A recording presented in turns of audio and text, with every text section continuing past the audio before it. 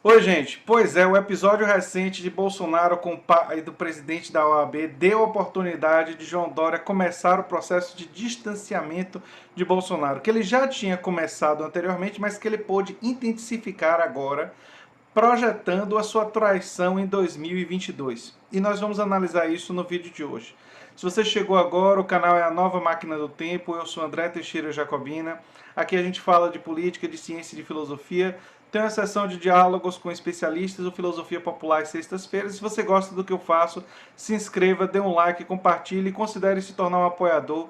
Os links para o Apoia-se e para as nossas outras redes sociais vão estar em um comentário fixado no início dos comentários.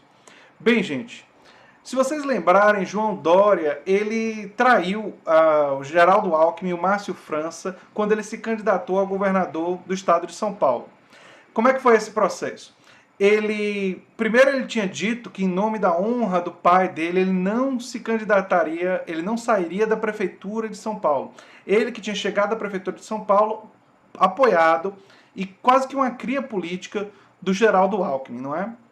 Mas quando chegou o momento da campanha para governador, ele alegou que setores do PSDB estariam preocupados com uma pessoa de esquerda sendo candidata com o apoio do PSDB e conseguiu convencer boa parte do PSDB a se lançar como candidato. Então ele inicia sua trajetória política na campanha para o governo de São Paulo a partir de uma traição, atraindo o Geraldo Alckmin, Márcio França e a memória do pai.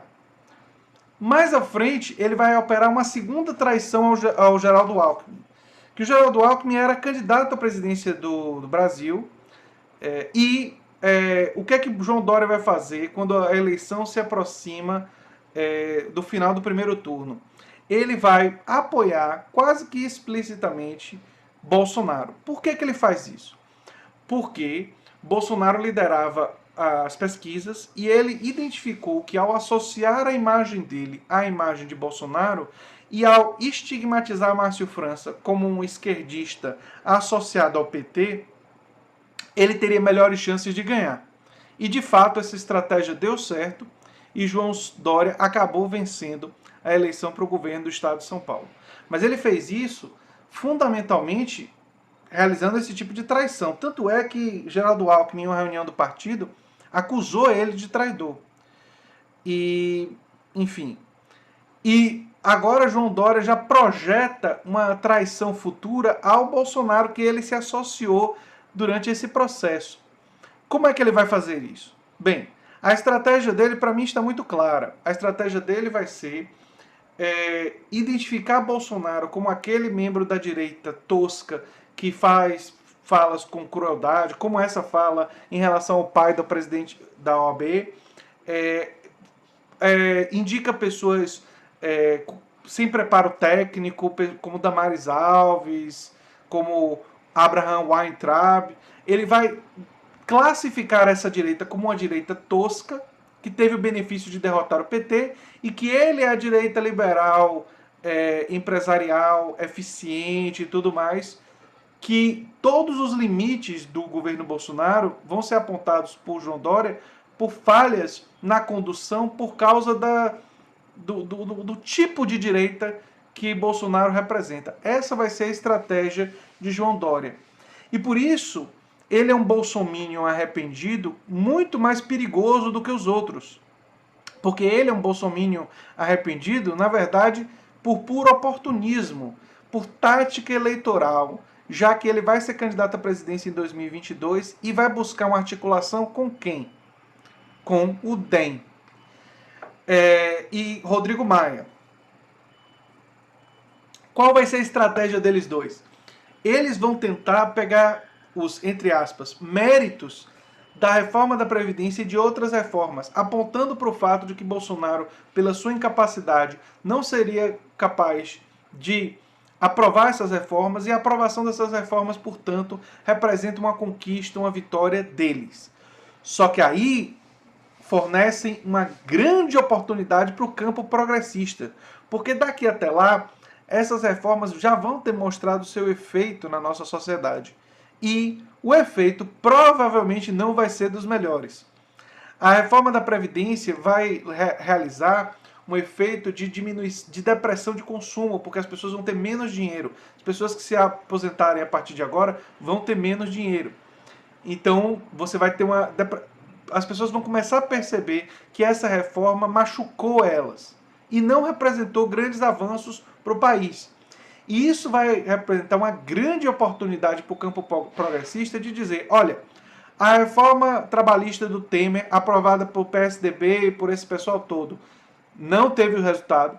A reforma da Previdência do Bolsonaro, mas conduzida pelo Maia, não teve bons resultados. E a reforma tributária, que favorece os mais ricos, aprovada também por eles, que provavelmente será nos próximos anos, não teve resultados. Isso vai dar oportunidade ao campo progressista de, com uma estratégia unificada e com pautas bem claras, que é isso que o campo progressista ainda não tem, ou seja, o campo progressista está fragmentado, está fragilizado, ainda precisa se aprimorar nesses quesitos, mas se conseguir, vai ter uma grande oportunidade já em 2022.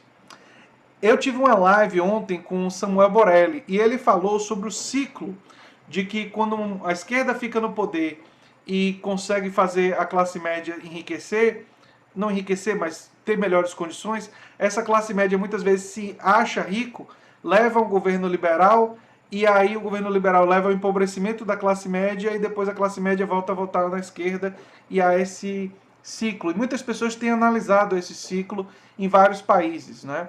Se você pegar, por exemplo, os Estados Unidos, os anos 50 e 60 foram anos de expansão de programas sociais. E aí vem os anos 70 e 80 e há uma expansão de políticas favoráveis ao grande capital. E aí nos anos 90, um pouco mais política social, mas não muita, e os Estados Unidos acaba virando dominado pelos interesses corporativos. No caso brasileiro, para romper com esse ciclo, o fundamental a ser feito é uma estratégia do campo progressista de fazer as reformas tributária, reforma política, para, primeiro, uma reforma tributária justa, para poder ter dinheiro, para poder investir em saúde, educação e tudo mais. Mas uma reforma política para poder combater a vergonha que é a corrupção no nosso financiamento de campanha. Eu aqui expus já em vários vídeos o financiamento de campanha clandestino via Renova BR e outros grupos do tipo, mas também as doações individuais e como os grandes milionários e bilionários desse país têm políticos de estimação, eles compraram políticos. Quer dizer, as pessoas mais ricas desse país basicamente têm políticos que eles controlam, não é? E nós precisamos urgentemente, o campo progressista, defender uma reforma do financiamento de campanha que dê mais poder ao cidadão comum. Como é que eu defendo isso? Eu já falei um pouco sobre isso aqui. Eu defendo que o fundo partidário seja totalmente dividido na população, e a população teria uma conta especial em que cada pessoa teria de 15 a 25 reais que não seriam deles para sacar. Que a única utilização que eles poderiam ter é doar esse dinheiro durante o período das campanhas a partidos ou políticos do seu interesse. E isso criaria um vínculo entre eles e os partidos. Vínculo esse que poderia ser utilizado até no momento posterior para eles revogarem mandatos de políticos. Por exemplo, se 90% dos financiadores de um determinado deputado discordam de um voto dele e entendem que ele deve perder o mandato, os seus financiadores, através desse novo mecanismo, que financiaram, que votaram nele, que apoiaram esse deputado, deveriam ter o poder de fazer ele perder o mandato. Isso colocaria muito mais poder na população e menos poder nos políticos. E essa deve ser uma agenda fundamental do campo progressista. Dizer, nós vamos empoderar o povo, empoderar a população brasileira, fundamentalmente nas questões econômicas. Pode até fazer uma provisão de que as questões culturais e sociais, principalmente as questões relacionadas ao campo da cultura, estariam mais protegidas desse tipo de influência, porque são questões que precisam ser mais discutidas e tudo mais. Mas as questões econômicas e as questões fundamentalmente de política pública, eu defendo radicalmente que a população tenha mais poder sobre o processo decisório. Eu acredito muito mais no nosso povo do que nos nossos políticos em reforma da Previdência, por exemplo.